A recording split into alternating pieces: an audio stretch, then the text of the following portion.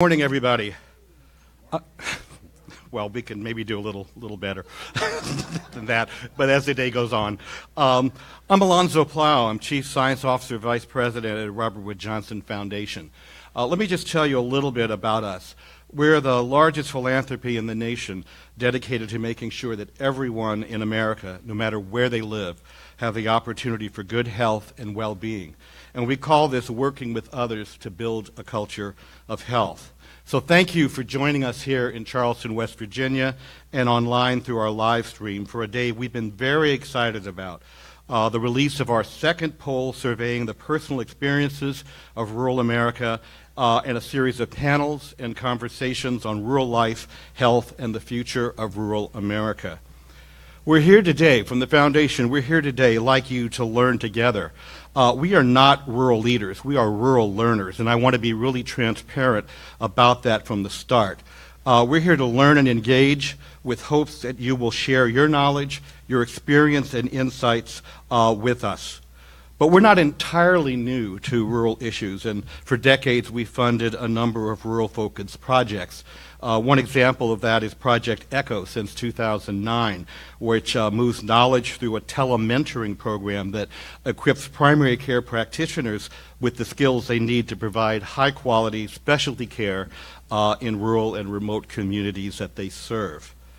So with our vision of a culture of health, with a really explicit focus on health equity and eliminating health disparities, we're going to be much more intentional in our rural focus, deepening our understanding and connections with diverse rural regions.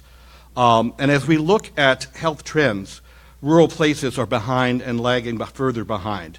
And while there are many assets and much resilience in rural communities, these trends are very troubling. Rural counties rank lowest amongst counties across the U.S. in terms of health outcomes, with premature death rates worsening, particularly the western and southern parts of the country. And within rural counties, there are disparities between Native American population, African American populations, and Latino populations with worse health outcomes than their white neighbors. So over the past several years, Robert Wood Johnson Foundation has been listening and working with many of you to develop a more comprehensive understanding about the strengths, gaps, and threats to health and well-being in rural communities, and to identify new opportunities for the Foundation and others to accelerate efforts to improve health equity in rural places. You know, it's just unacceptable that systems, policies, and institutional practices are leaving entire communities behind in their health and well-being. And we'll touch on many of those factors today, because we cannot build a culture of health without confronting these structural issues. We also see an opportunity to raise awareness, not only about the challenges that rural communities face, but also the creative approaches and innovations happening in those communities that the rest of the country can learn from. So we also want to focus on the incredible strengths and assets in rural communities and the great diversity in rural America that's not really well understood in other parts of the country. You know, one of the worst things that we can do as a nation is to characterize and develop false narratives about people and places that are different from our own. And we really need a new and better informed national narrative about rural America. There are many people here today working to dispel the myths and bring about a reckoning with data, community action, great investigative journalism, and heartfelt memoirs. So if we as a nation have a clearer picture, we then need to ask, what does this mean for our strategies and programming, particularly for the Foundation? How can we be relevant and connected to these communities and increase equitable health outcomes?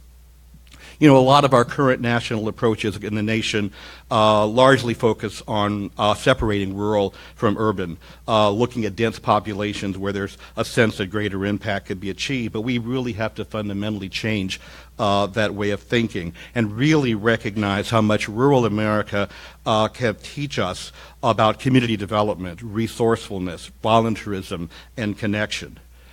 So today we're going to look at some of these trends and partnerships and research that have led us to engage more deeply in rural areas and with advocates and organizers like yourselves. And with your help, we're going to do what we've been learning to do works most effectively. Work with others through local and regional intermediaries, grow and engage leaders of different kinds and at different levels to get the work done together, connect individuals with and across sectors and geographies for learning and action, and develop and strengthen infrastructure at both the local, state, regional, and national levels for information sharing. So above all, we see rural health as integral part of our nation's health. I mean, we're all in this together, and our health outcomes are really intertwined.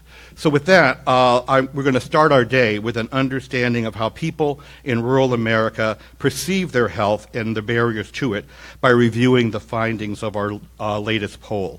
So I'm going to introduce that panel that's going to join me on stage in just a moment to present those findings. First, my colleague Carolyn Miller, Senior Program Officer, Robert Wood Johnson Foundation.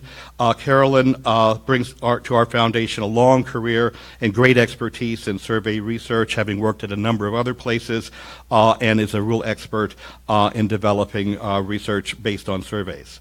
Robert Blendon, Professor of Health Policy and Political Analysis, Harvard's T.H. Chan School of Public Health.